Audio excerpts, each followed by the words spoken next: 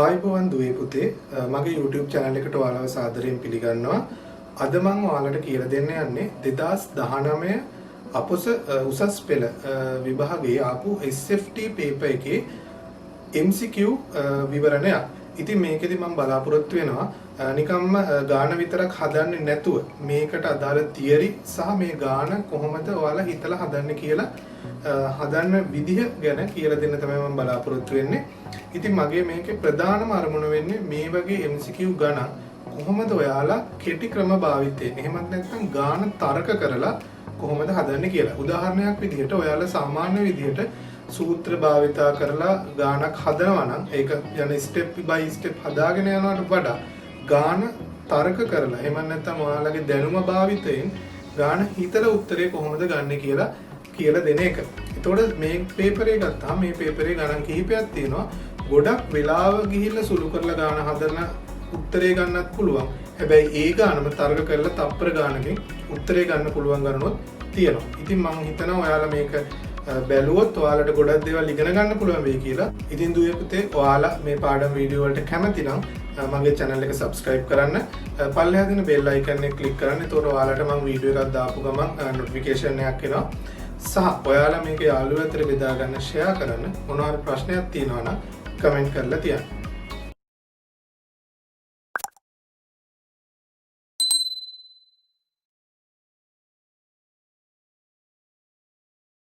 SFT paper එකේ ආපු පළවෙනි ගණිතමය ගැටලුව 19 වෙනි ගණන. ඒකේ අහලා තියෙනවා මෙන්න මෙහෙම ප්‍රශ්නයක්. පතුලේ අරය සෙන්ටිමීටර 25ක් සහ උස සෙන්ටිමීටර 100ක් වන සිලින්ඩරාකාර හැඩති බඳුනක පතුලේ ගෝලයක් තිබේ. මෙම බඳුන පිරවීමට ජලය ලීටර 155.5ක් අවශ්‍ය නම් ගෝලයේ අරය කුමක්ද කියලා අහලා තියෙනවා. ඒකවල තව දත්ත විදිහට දීලා දෙනවා මිලිලීටර 1ක් සමාන 1 ඝන සෙන්ටිමීටරයක් සහ ෆයි සමානයි 3 ලෙස ගන්න කියලා. ඔයාලා දුවේ පුතේ මේ වගේ ගාණක් හදනකොට මුලින්ම දල සටහනක් ඇඳ ගන්න. ඒ කියන්නේ පොඩි කටු සටහනක් ඇඳ ගන්න. එතකොට ඔයාලට ගාණ ආයෙ කියවන්න ඕනේ නැහැ. ගාණ කියවන ගමන් කටු සටහනක් ඇඳ ගන්න. මොකද්ද මේ ගාණේ කියලා තියෙන්නේ කියලා. හරි දැන් බලමු කරන්නේ කොහොමද කියලා. මේක කියනවා සිලින්ඩරයක් තියනවලු. මේ සිලින්ඩරය ඇතුලේ ගෝලයක් අන්තර්ගත කරලා තියෙනවලු. මෙන්න මේ සිලින්ඩරයේ උස සෙන්ටිමීටර 100යි පතුලේ අරය සෙන්ටිමීටර 25යි කියලා දීලා තියෙනවා. හරිද? මේ ගානේදී අපෙන් අහන්නේ මෙන්න මේ ගෝලයේ අරය මේකට දානවා කියනවා ජලය ලීටර 155.5. ඔන්න ඔය ටික තමයි ඒකවල දත්ත විදියට අපිට කියලා තියෙන්නේ. ගානේ මෙන්න මෙහෙම කතාවක් කියලා තියෙනවා. දැන් මම මේකේ හදන්න යන්නේ මේ ගාන සුළු කරන්නයි යන්නේ. මේ සුළු කරලා මම මේ අරය හොයන්න යනවා. පැහැදිලිද කියනද? දැන් මම මේක ඔයාලට මේ ගාන හදනවා නම් ඔයාලට මොකද්ද මේකෙන් තේරුම් ගන්න පුළුවන්? මෙන්න මේ ජල පරිමාව දැම්මහම මෙන්න මේක පිරෙනවා කියලා ගාන කියලා තියෙනවා. එතකොට එහෙනම් ඔයාලට තේරෙන්න ඕනේ මෙන්න මේ ගෝලයේ පරිමාව මෙන්න මේ ජල පරිමාවයේ එකතුව මෙන්න මේ සිලින්ඩරයේ පරිමාවට සමාන වෙන්න ඕනේ. හරි මම එකපාර මේක ලියන් යන්නම්. මෙන්න මේ ගෝලයේ පරිමාව වෙන්නේ 4 බෙදීම 3යි 5r ඝනය. ඒකට එකතු වෙන්න ඕනේ මෙන්න මේ ජල පරිමාව. හරි මෙතන තියෙන්නේ සෙන්ටිමීටර් වලින් අරේ එන්නත් ඕනේ සෙන්ටිමීටර් වලින් මේක තියෙන්නේ ඒකගේ ලීටර් වලින්. මේක ඔයාලා පරිවර්තනය කරගන්න ඕනේ ඝන සෙන්ටිමීටර් වලට. ඒක කරන්න මේක තියෙනවා මෙන්න මෙහෙම දෙයක්. 155.5 වැඩි කරනවා 1000න්. හේතුව තමයි ලීටර මිලිලීටර කරන්න 1000න් ගුණ කරනවා. එතකොට මොකද වෙන්නේ? මෙන්න මේ දශම ස්ථානය මේ පැත්තට 3ක් පනින්න ඕනේ. එතකොට ඔයාලට එනවා 5යි දෙකක් වෙන්න. තව දෙකක් පයින් අමතර ඒවට බිංදු දා ගන්න ඕනේ. දැන් මේක මිලිලීටර. මිලිලීටර එකක් ඝන සෙන්ටිමීටර එකක් කියලා දත්තයක් විදිහට ගානේ දීලා තියෙනවා. එහෙනම් මේක මට ලියා ගන්න පුළුවන් ඝන සෙන්ටිමීටර කියලා. එතකොට ඔයාලට දැන් මෙන්න මේ ලියාගෙන යන සූත්‍රයට ගන්න පුළුවන් මෙන්න මෙහෙම දෙයක්. ගෝලයේ පරිමාව සහ එකතු කරන ලද ජල පරිමාව සමානයි සිලින්ඩරේ පරිමාවට 5r වර්ග h. එතකොට මෙන්න මේක තමයි අපි ලියා ගන්න ඕන සූත්‍රය. දැන් ඔයාලට තේරෙන්න ඕනේ මෙන්න මේ සමීකරණය විසඳලා තමයි ඔයාලා මෙන්න මේ අරය කියන එක හොයා ගන්න ඕනේ. එතකොට ඔයාලා මෙන්න මේක දැනගෙන ඉන්න ඕනේ. සහ මේක දැනගෙන ඉන්නත් ඕනේ. දැන් මම ආදේශ කරගෙන යන්න. 4 බෙදීම 3 වැඩි කිරීම 3 ෆයි 3යි කියලා ගන්න කියලා දෙන අරය තමයි හොයන්නේ. ධන ජල පරිමාව සමානයි ෆයි කියලා කියන්නේ 3යි. අරය කියන්නේ 25යි 25යි වර්ගය වැඩි කිරීම h කියන්නේ 100. දැන් සුළු වෙනවා මේ 3ට 3 කැපිලා මෙතනින් එනවා 4යි r ඝනය ධන මේ ජල පරිමාව වෙනවා සමානයි 25 අරක් 25 කියන්නේ 625යි 625 වැතුණා 1875යි එතකොට 100න් වැඩි වුණාම ඔන්න ඔයාගේ එනවා දැන් මෙන්න මේ පරිමාව මෙන්න මේ අගය මේ පැත්තට දාලා මෙන්න මේ සංඛ්‍යාවෙන් අඩු කරන්න ඕනේ 4යි r ඝනය සමානයි අඩු කිරීම මෙන්න මේ අගය බිඳුවක් බිඳුවයි බිඳුවෙන් බිඳුවක් බිඳුවයි පහෙන් පහක් බිඳුවයි හතෙන් පහක් දෙකයි අටෙන් පහක් තුනයි එකෙන් එකක් බිඳුවයි 4යි r ඝනය කියලා එකක් එනවා 32000යි කියලා උත්තරයක් දැන් මම මෙන්න මේ 4 නැති කරන්න දෙපැත්තම 4ෙන් බෙදනවා එහෙනම් ඔයාලට එනවා r ඝනය සමානයි 32000 4ෙන් බෙදුවාම 4 වරක් 1යි 4 වරක් මෙතනට එනවා 8යි 8000යි කියලා එනවා මෙන්න මෙයා සුළු වෙලා. එහෙනම් මට එනවා 8000යි කියලා r ඝනය. දැන් මට මේක ලියා ගන්න පුළුවන් r ඝනය කියන එක 2 3 වැඩි කිරීම 10 3. r ඝනය ලියා ගන්න පුළුවන් 2 වැඩි කිරීම 10 3.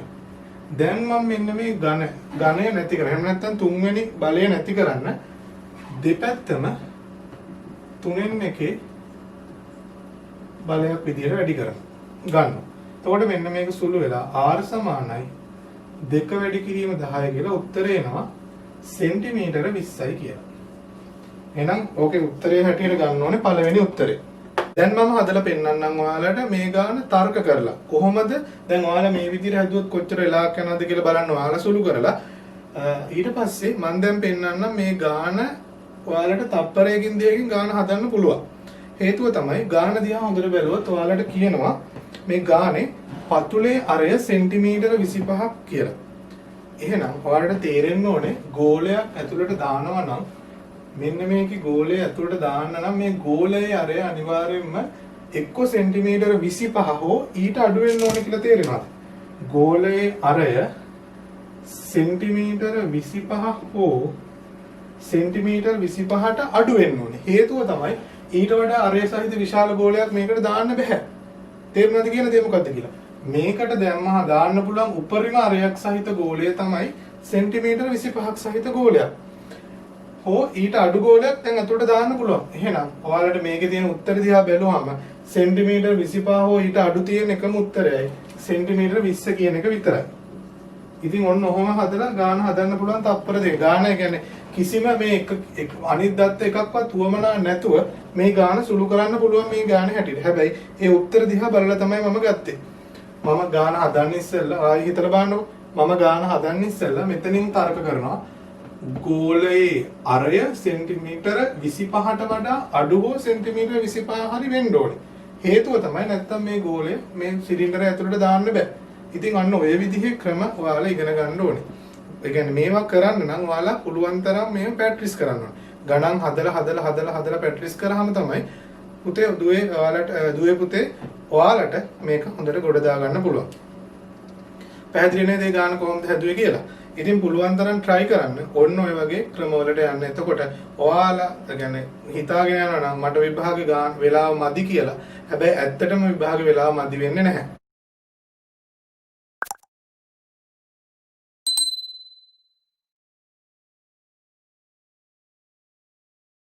පැරෂුටයක සිටින මිනිසෙකුට පොළොවේ තිරස් දුර කිලෝමීටර 5ක් වන ලක්ෂ 2ක් නිරීක්ෂණය වන අවරෝහණ කෝණ පිළිවෙලින් 30ක් සහ 60ක් වේ. මිනිසා පොළොවේ සිට කොපමණ උසකින් සිටීද? හරි මම මේ ගානට දල රූපයක් ඇඳ ගන්නවා. මෙන්න මෙහෙම.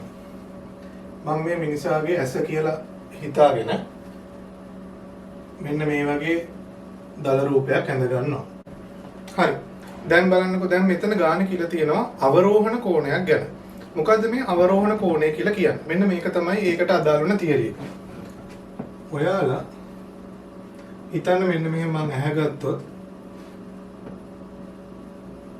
අපේ ඇස මෙහෙම තියෙනකොට මෙන්න මේ ඇස පෙනෙන තිරස් මට්ටම කියලා එකක් තියෙනවා. එහෙම නැත්නම් ඇස් මට්ටම කියලා. ඒකට කියනවා අපි තිරස් මට්ටම එහෙම නැත්නම් ඇස් මට්ටම කියලා කියනවා. අපි මෙන්න මෙහෙම තිරස් මට්ටමේ ඉඳලා මොනවා හරි වස්තුවක් ඉහළ තියෙන වස්තුවක් තිරස් මට්ටමේ සිට ඉහළ තියෙන වස්තුවක් නිරීක්ෂණය කරනවා කියලා හිතන්න. මේ වගේ තැනක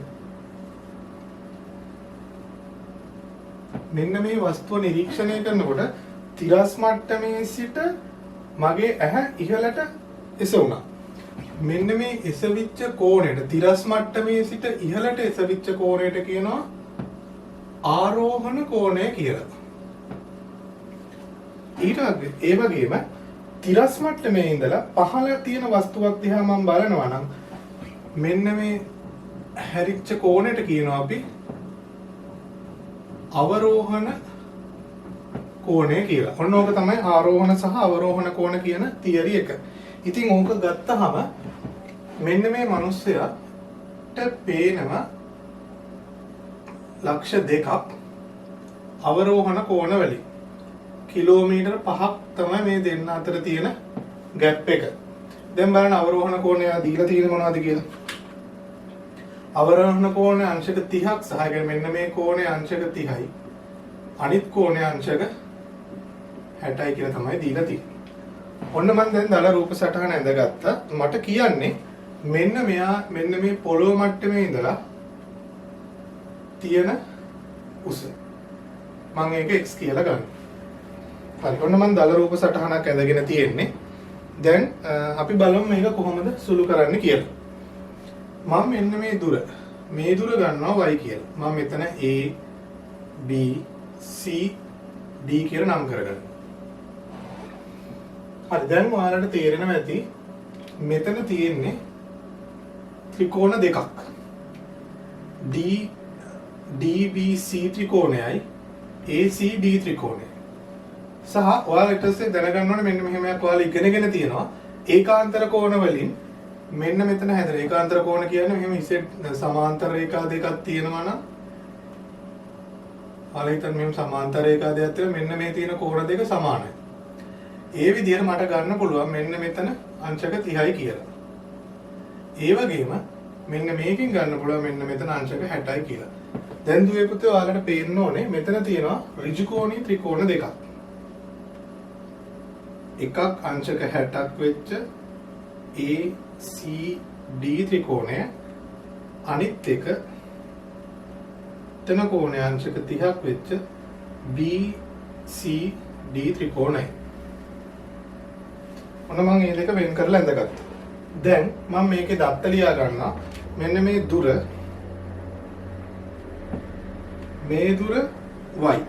මම y කියලා ලියාගත්ත විචල්ලයක්. මම දන්නේ නැහැ y. ඊළඟට මේ දුර x. මෙයාගේ මේ දුර x. මේ දුර y ධන 5. හරි. දැන් ඔයාලට පේනවා දෙපතේ මෙතන තියෙනවා x හා y කියලා නොදන්නා පද දෙකක්. මේ නොදන්නා පද දෙක සුළු කරන්න මට සමීකරණ දෙකක් ඕනේ. මම මේක හදන්න යන්නේ සමගාමී සමීකරණ ආශ්‍රයෙන්. මම මේ කෝණේ අංශක 60යි කියන්නේ මේ කෝණේ අංශක 30යි කියලා අපිට ගන්න පුළුවන්. ඒ වගේම මේක අංශක 30යි කියන්නේ මේක අංශක 60යි හේතුව ත්‍රිකෝණයක අභ්‍යන්තරවල කෝණවල ඓක්‍ය අංශක 180ක් වෙන නිසා මෙතන 90යි මෙතන 30යි ත්‍රිකෝණයේ අංශක 60යි. මම මේක ගන්න හේතුව තමයි මේගොල්ලෝ දත්ත විදියට මට දීලා තියෙනවා sin 30 කියන්නේ භාගයයි cos 30 කියලා කියන්නේ මූල 3 බෙදීම 2යි කියලා. දැන් ඔයාලා මෙන්න මේ ත්‍රිකෝණය දිහා බැලුවොත් මේ ත්‍රිකෝණයේ මෙන්න මේ අංශක 30 ගත්තොත් මෙන්න මේ y සහ x ඉන්නේ y ඉන්නේ සම්මුඛ පාදයෙන් x ඉන්නේ ඒකට බද්ධ පාදයෙන්. කර්ණය අතර සම්බන්ධයක් නැහැ. කර්ණයේ කිසිම දත්තයක් දීලා නැහැ. සම්මුඛ පාදයේ සහ බද්ධ පාදයේ අතර තියෙන ත්‍රිකෝණමිතික සම්බන්ධතාවය තමයි එහෙම නැත්නම් ත්‍රිකෝණමිතික අනුපාතය වෙන්නේ tan කියන එක. එහෙනම් මම මෙන්න මේ දත්ත වලින් මේ tan 30 කියන එක හොයා ගන්නවා. tan 30 කියලා කියන්නේ sin 30 බෙදීම cos 30. එතකොට sin 30 කියලා කියන්නේ භාගයයි. ඒක බෙදන්න ඕනේ cos 30 කියලා කියන්නේ මූල 3 බෙදීම 2යි. හරි දැන් මම මේක සුළු කරලා පෙන්නන්නම්. භාගය මෙන්න බෙදීම මූල 3 බෙදීම 2. මේ ඔයාලා සාමාන්‍යයෙන් සාමාන්‍ය පෙළ වසරවල් වලදී ඉගෙනගෙන යන භාග සුළු කිරීමක්. මේක මට ලියන්න පුළුවන් භාගය වැඩි කිරීම 2 බෙදීම මූල 3 කියලා දාලා 1යට මූල 3යි. ඔයාලා දැන් MCQ ගාන හදනකොට මේ වගේ සුළු කිරීම අවශ්‍ය වෙන්නේ නැහැ. මම දන්නේ නැති ළමයෙක්ට සුළු කරන්න ඕන හින්දා තමයි මෙහෙම කරගෙන යන්නේ. 30 කියන්නේ 1යට මූල 3යි. හරි. දැන් මම මෙතනට ලියනවා tan 30 සමානයි බලන්න සම්මුඛ පාදය මෙන්න මේ 30ට අනුරූපයෙන් සම්මුඛ පාදය y. 30ට අනුරූපව බද්ධ පාදය x. tan 30 කියන්නේ 1යට මූල 3යි.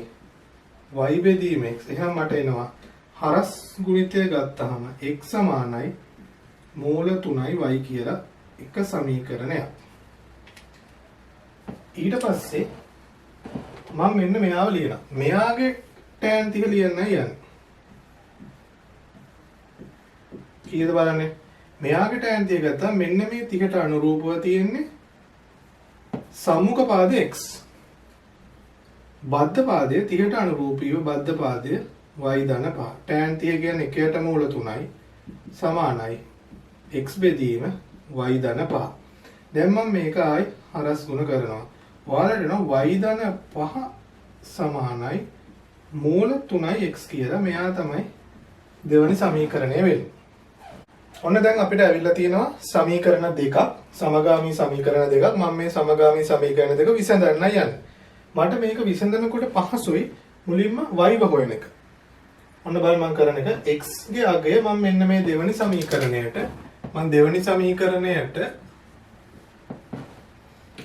x වල තියෙන x සමානයි මූල 3යි y ආදේශ කරනවා. එතකොට ඔයාලට එනවා y ධන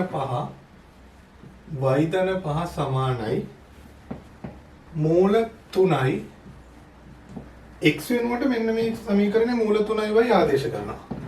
කීයද බලන්න මූල 3යි y. එතන y ධන 5 සමානයි මූල 3 වැඩි කරාම 3යි y. දැන් මම මේ 3 මේ y ව මේ පැත්තට ගෙන 5 මම මෙන්න මේ y ව මේ පැත්තට යනවා 5 සමානයි 3යි y ගෙන් y අඩු වුණාම 5 සමානයි 2යි y කියලා එනවා. දෙපැත්තම දෙකෙන් බෙදුනහම y සමානයි 5 බෙදීම 2යි. පළවෙනි සමීකරණයට ආදේශ කරලා ඔයාලට එනවා x සමානයි මූල 3යි y කියලා තිබුණේ. මූල 3යි y කියලා කියන්නේ 5 බෙදීම 2යි. ආදේශ කරාම 5යි මූල 3 බෙදීම 2යි කිලෝමීටර් කියලා එනවා.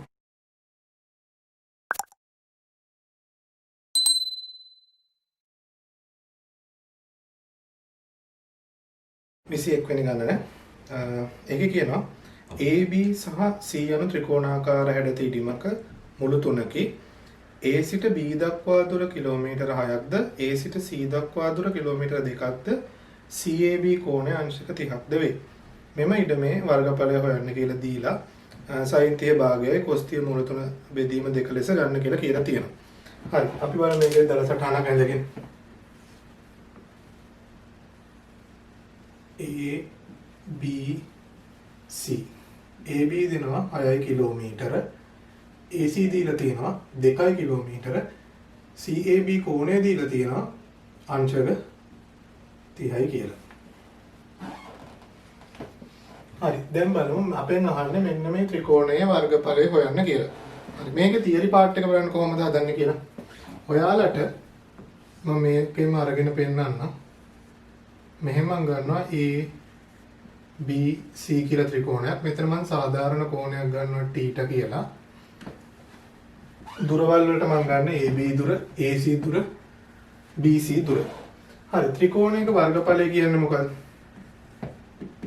ත්‍රිකෝණයක වර්ගඵලය හොයන්නේ සූත්‍රය තමයි භාගයේ වැඩි කිරීම ආධාරකය වැඩි කිරීම ලම්බක උස.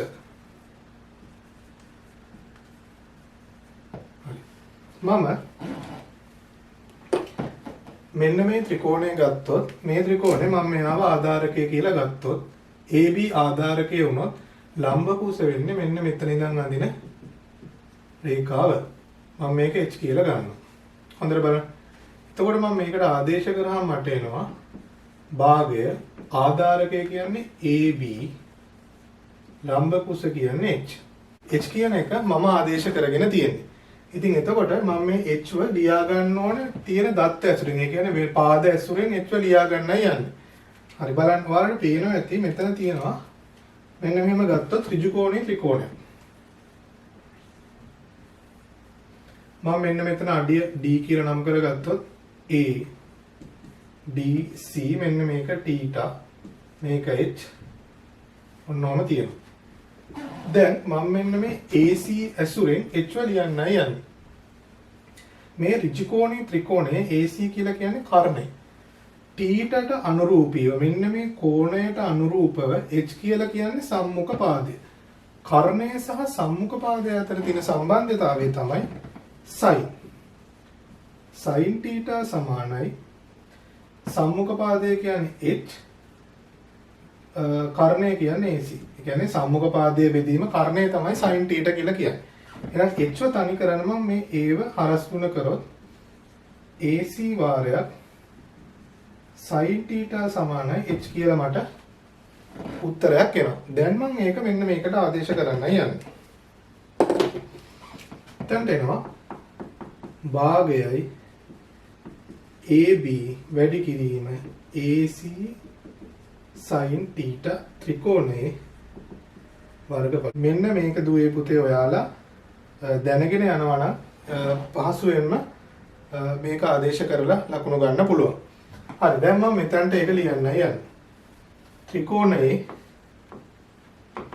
වර්ගඵලය වෙන්නේ භාගය වැඩි කිරීම ආධාරකය කියලා කියන්නේ කීයද? 6යි. AC කියලා කියන්නේ කීයද? 2යි. sin 30. ඔන්න මම ආදේශ කරා. දැන් මට එනවා මම මේක සුළු කරගෙන යනකොට මේ දෙකට මේ දෙක කැපිලා 6 වැඩි කිරීම sin 30 කියලා කියන්නේ කීයද? sin 30 භාගයක දීලා තියෙනවා. වැඩි කරාම මෙතනින් එනවා 3යි වර්ග කිලෝමීටර් කියලා. මෙන්න මේ ඉඩමේ වර්ගඵලයට පැහැදිලිද හදපු හැටි. දැන් හිතන්න ඔය ළමයෙක්ට මෙන්න මේක මතක නැහැ. කොහොම මේක දන්නේ නැහැ. එහෙනම් කෙනෙක්ට මෙන්න මේ විදිහට හදන්නත් පුළුවන්. බලන්න මම මෙන්න මෙතනම දත්තේ ලකුණු කරගන්නවා ආධාරකය. මොකද ත්‍රිකෝණයක වර්ගඵලය කියන්නේ මෙන්න මේ සූත්‍රය. මේක ඔයාලා දැනගෙන යන්න ඕනේ. එතකොට මම මේක h කියලා ගන්නවා. දැන් ඔයාලා මෙන්න මේ සුළු කිරීම තමයි දැන් මෙතන කරන්න තියෙන්නේ. මෙතනින් එන ඔයාලට වර්ගඵලය සමානයි භාගය වැඩි කිරීම ආධාරකය කියන්නේ 6 ලම්බ කුස කියන්නේ h. දැන් ඔයාලා මෙතන ආදේශ කරලා ලියා ගන්නවා අර විදිහට 30යි. මේ දුර දන්නවා ඔයාලා මේ දුර දන්නේ නැහැ. මේ දුර දන්නවා 2 කිලෝමීටර කියලා. දැන් ආයි අර විදිහට sin 30 සමානයි මේක තමයි හොයන්න ඕනේ h බෙදීම 2. මේ පැත්තට වැඩි කරාම 2 වැඩි කිරීම sin 30 සමානයි h. 2 වැඩි කිරීම භාගය සමානයි h. sin 30 කියන්නේ භාගයයි. h සමානයි 1යි කියලා එනවා. දැන් ඔයාලා මේකට ආදේශ කරනවා. මෙතන 3යි. 3 වැඩි කිරීම h කියන්නේ 1 ආදේශ කරාම 3යි වර්ග කිලෝමීටර කියලා එනවා. ඔය විදිහට හදන්නත් පුළුවන්. හැබැයි මේක දැනගෙන යනවා නම් මේ ගාන ඉතාම ඉක්මනට හදන්න පුළුවන්. දල සටහන ඇඳගත්තා. මේකට ආදේශ කරා උත්තරය ආවා. ඒ කියන්නේ විනාඩි 2ක් යන්නෙත් නැහැ. සරල සුළු කිරීමක් තියෙන උත්තර කැපිලත් එනවා.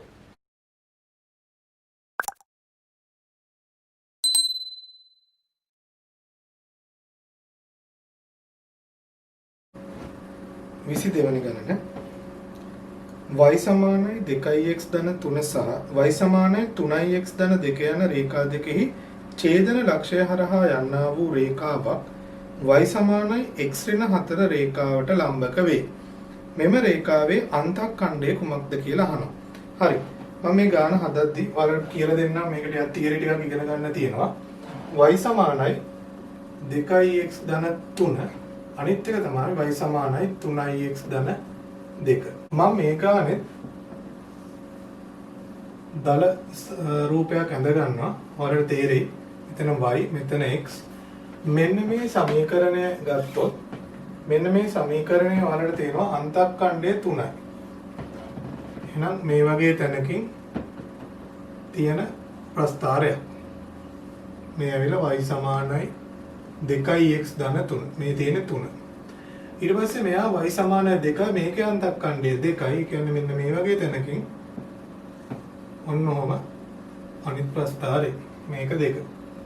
මේ මූලලක්ෂය මෙයා ඇවිල්ලා y සමානයි 3x ධන 2. ඔයාලා මෙහෙම අඳින්න අත්‍යවශ්‍යම නැහැ මේ ගානට. මම ඔයාලට මේකේ තියරි එක කියලා දෙන්නයි කොහොමද මේ ගානේ හැදෙන්න කියලා දෙන්න ඕන හින්දා තමයි මේක කියලා දෙන්නේ. ඊළඟට අපිට කියනවා මෙන්න මේකේ ඡේදන ලක්ෂය මෙන්න මෙතන. ඡේදන ලක්ෂය හරහා රේඛාවක් යනවා. ඒ රේඛාව y සමානයි x ඍණ 4. ඍණ 4 කියන්නේ මෙන්න මෙතන තියෙන්නේ කියලා හිතුවොත් ඔන්න ඔය විදිහට මෙන්න මේ රේඛාවට ලම්බ කරමු. මේක y සමානයි x ඍණ 4. මේක තමයි දැන් අපිට හොයන්න ඕන රේඛාවේ මෙන්න මේ රේඛාවේ ගිහිල්ලා කැපෙන තැන තමයි හොයන්න කියන්නේ. හරි. ඔයාලට මෙතනදී දැනගන්න ඕනේ මෙන්න මේ තියරි එක. ඔයාලා දන්නවා y සමානයි mx ධන c. මේ තියෙන්නේ සරල රේඛීය ප්‍රස්ථාරයක සාධාරණ සමීකරණය. මේකේ මේ m කියන්නේ මොකද්ද? අනුක්‍රමණය. c කියලා කියන්නේ මොකද්ද? අන්තක්ඛණ්ඩය.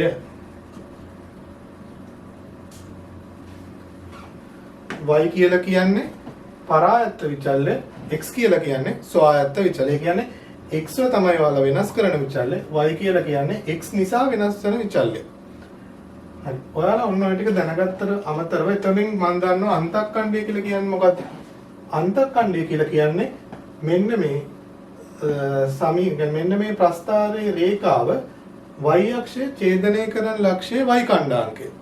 මේ තියෙන්නේ බිඳුව 2 කියන ඛණ්ඩාංකය y ඛණ්ඩාංකය වෙන්නේ මේකේ 2. එහෙම නැත්නම් y අක්ෂයේ ඡේදනය කරන ලක්ෂය. ඊට අමතරව මේ ගානේදී ඔයාලා දැනගන්න ඕනේ මෙන්න මෙහෙම දෙයක්. මෙන්න මේ විදිහට ප්‍රස්ථාර දෙකක්. ඒ කියන්නේ මෙන්න මෙතන. මේ ප්‍රස්ථාර දෙක කැපෙන්නේ මෙන්න මෙතන.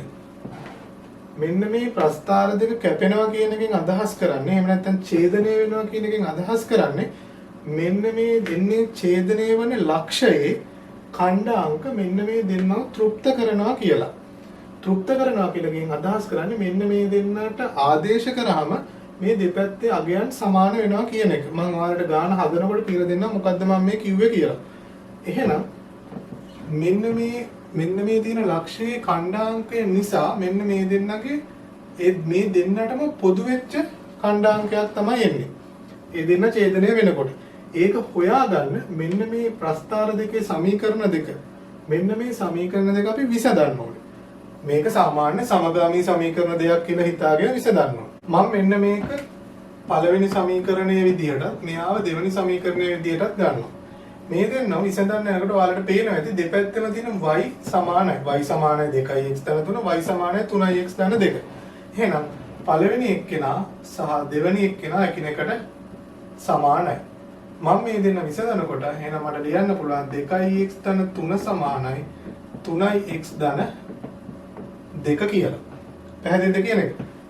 ඊට පස්සේ මේ 2x දානවා මේ පැත්තට, මේ 2 ගේනවා මේ පැත්තට. එහෙනම් 3 ඍණ 2 සමානයි 3x කෙන් 2x අඩු වෙනවා. එහෙනම් මේ පැත්තේ 3x කෙන් 2x අඩුවම x, මේ පැත්තේ නම් 3ෙන් 2ක් අඩු වුණාම 1යි. එහෙනම් x සමානයි 1යි. ඔන්න මම මෙන්න මේ ලක්ෂයේ x ඛණ්ඩාංකය හොයාගත්තා. දැන් මම මේ x කියන්නේ x සමාන 1 මෙතනට ආදේශ කළා. මේ දෙකෙන් ඕනම සමීකරණයකට ආදේශ කරලා y හොයන්නයි යන්නේ. ඒතර මම ලියා ගන්නවා පළවෙනි සමීකරණයට ආදේශ කරොත් y සමානයි 2 වැඩි කිරීම 2x කියන එකට x ආදේශ කරා ධන 3. උත්තරේ නම් දෙවරක් එක 2යි 3යි 5යි. ඔන්න y මම හොයාගෙන තියෙන්නේ. y 5යි x සමානයි 1යි. හරි. ඔන්න ඔය විදිහට හොයාගත්තා. දැන් ඊළඟ කාර්යයට යනවා. දැන් ඔයාලට පේනවද මෙයත් මෙන්න මේ සමීකරණය එක මෙන්න මේ ලක්ෂය හරහා යන රේඛාවක් තමයි මෙයත්. පේනවද? y සමානයි mx ධන c ආකාරයේ මේ පොදුවේ තියෙන සාධාරණ ප්‍රස්ථාරයක සමීකරණයක් මම ලියා ගත්තා. එතකොට මගෙන් අහලා තියෙන්නේ ඇත්තටම මෙන්න මේ c ව හොයන්න කියලා. මම මෙන්න මෙයාව ලියා ගන්නවා මෙන්න මේ විදිහට. y සමානයි mx ධන c y කියන්නේ 5යි m කියලා කියන්නේ දන්නේ නැහැ තාම x කියලා කියන්නේ 1යි ධන c ව දන්නේ නැහැ c ව තමයි හොයන්න යන්නේ. හරි මම ඔයාලට කියන තෘප්ත කරනවා කියන දේ තෘප්ත කරනවා කියන එකෙන් අදහස් කරන්නේ මෙන්න මේ x සහ 5 මෙන්න මේ දින x සහ 5ට ආදේශ කරාම මේ දෙපැත්ත සමාන වෙනවා කියන එක. මෙතනට ආදේශ කරලා බලන්න.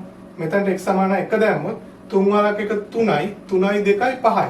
y කියන්නේ 5යි. ඒතර මේ පැත්තට 5 ආදේශ කරා මේ පැත්තට 1 ආදේශ කරා මේ පැත්තත් 5 වුණා. ඔන්න ඕකට තමයි තෘප්ත වෙනවා කියලා කියන්නේ.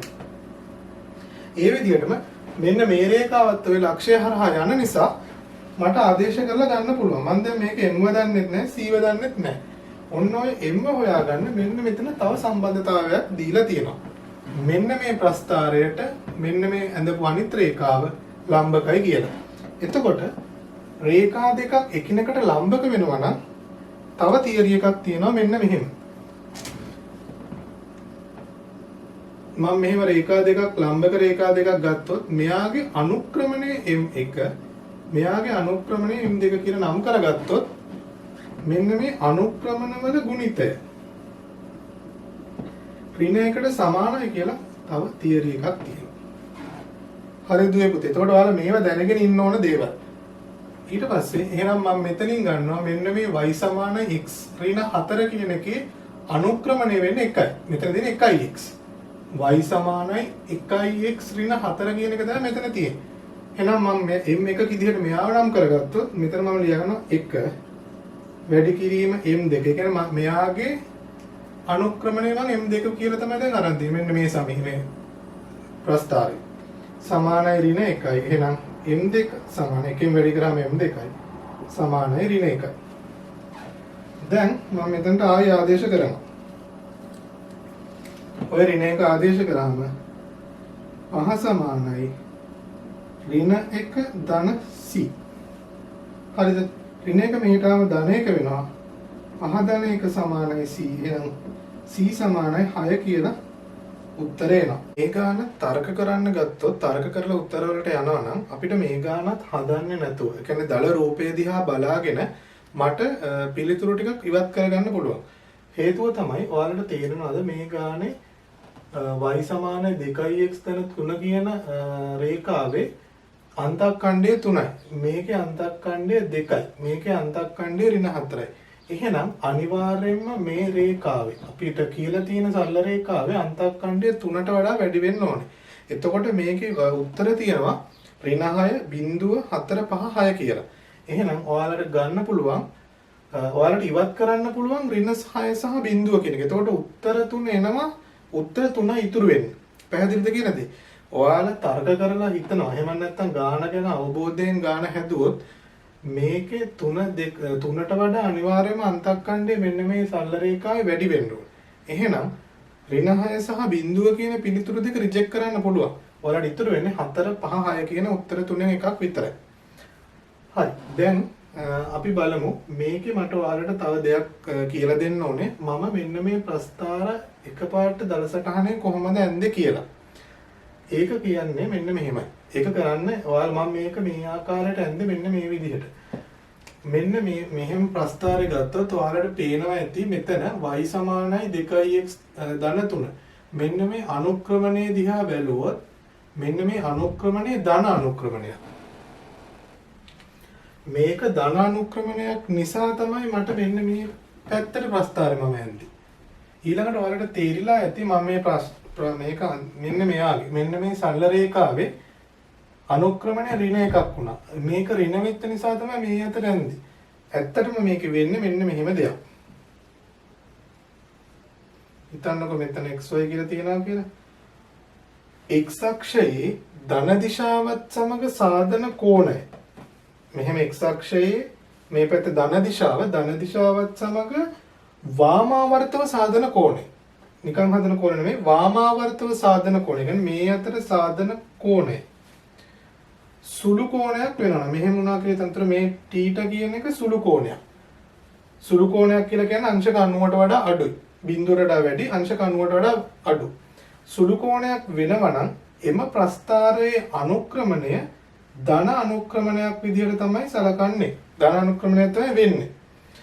ඊට පස්සේ x අක්ෂයේ ධන දිශාවත් සමග වාමාවර්තව සාධන කෝණය මහා කෝණයක් වෙනවා. ඒ කියන්නේ මෙන්න මේ වගේ එකක්. මෙතන කෝණේ බලන්න. මෙන්න මේ කෝණේ. මෙන්න ධන දිශාවත් එක්ක මෙන්න මෙතනට තමයි හදන්නේ. මේ කෝණය ඔයාලට මහා කෝණයක්. මහා කෝණයක් වෙනවා නම් අනුක්‍රමණය ඍණ ප්‍රස්ථාරයක තමයි එන්න ඕනේ. අනුක්‍රමණය ඍණ එකේ. පැහැදිලිද කියන්නේ? අන්න ඒක අනුසාරයෙන් තමයි මම මේ වැත්තට ඇන්දේ. ඊට පස්සේ මෙතන තියෙන්නේ 2, මෙතන තියෙන්නේ 3. අනුක්‍රමණය වැඩි වෙනකොට ප්‍රස්ථාරයේ බෑවුම. ඒ කියන්නේ මෙන්න මේ කෝණයත් එක්ක දැන් ඔයාලට පේන ඇති මම මේක ඇඳලා තියෙන එකේ 2x ධන 3 කියන එකට වඩා මෙයාගේ දැන් මම මෙහෙම කෝණය ඇන්දොත් මේක ඇන්දොත් මේ විදිහට මේ කෝණයට වඩා මේ කෝණය කුඩයි. එතකොට මෙන්න මෙයා අනුක්‍රමණය වැඩි වෙන්න වාමාවර්තව සාධන කෝණයේ අගය වැඩි වෙනවා. අනුක්‍රමණයේ අගය වැඩි වෙන්න කියන්නේ 2 3 4 5 වෙනවා නම් දැන් මෙන්න මේ විදිහට ප්‍රස්ථාරයේ උදාහරණ හිතන්නකො.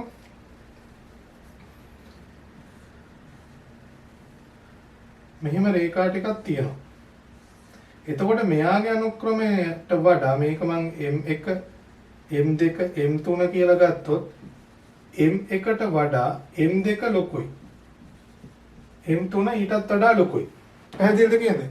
අන්න ඔය වගේ සරල තියරි. එහෙමත් නැත්නම් පොඩි දේවල් දැනගෙන යන්න. එතකොට ඔයාලට පහසුවෙන්ම ඒකක් කර යන්න පුළුවන්. ඒ කියන්නේ ලොකු අමාරුවක් නැතුව තරගෙන ඔයාලා එතකොට දන්නවා මේ ගාන මෙහෙම තමයි වෙන්නේ. පුළුවන් තරම් ගානක් හදනකොට ගාන තර්ක කරන්න ඉගෙන ගන්න. තර්ක කරලා බලන්න මේ ගාන කොහොමද මේ පිළිතුර ආවේ. එහෙම නැතු කටපාඩමෙන් කවදාවත් ගණන් හදන්න යන්න එපා.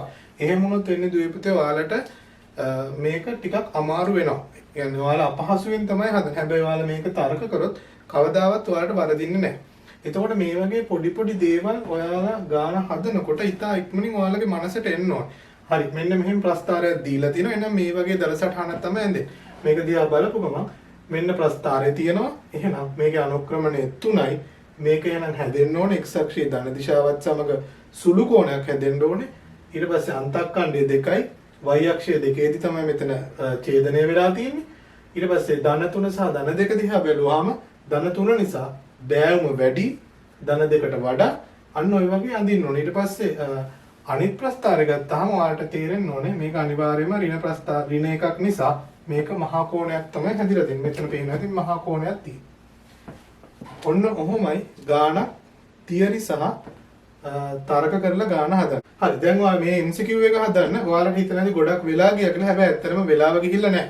ඔයාලා මේ දෙක ඡේදනය කියලා දැනගත්ත ගමන් මේක ඔයාලා මේක සුළු කරා. ඊට පස්සේ මෙන්න මේ තියරි එක මෙන්න මේ සූත්‍රයේ ආශ්‍රයෙන් අනුක්‍රමණය හොයලා පොඩි ආදේශ කිරීමකින් හොයන්න පුළුවන්. මම අර ඉස්සෙල්ලා කිව්වා වගේ මෙතන 3 තියෙන නිසා අනිවාර්යයෙන්ම 3ට වඩා වැඩි යගයක් තමයි අන්තක්ඛණ්ඩයට එන්න ඕනේ.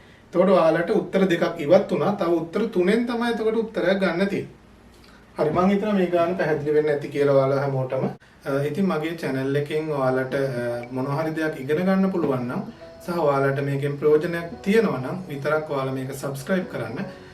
ෂෙයා කරන්න ඔයාලගේ යාළුවෝ අතරේ දැනුම බෙදා ගන්න. බෙල් අයිකන් එක ක්ලික් කරන්න. එතකොට ඔයාලට මම වීඩියෝ එකක් දාපු ගමන් notification එකක් එයි. සහ මොනවා හරි ප්‍රශ්න තියෙනවා නම් කමෙන්ට් එකක් පල්ලෙහායින් දාන්න.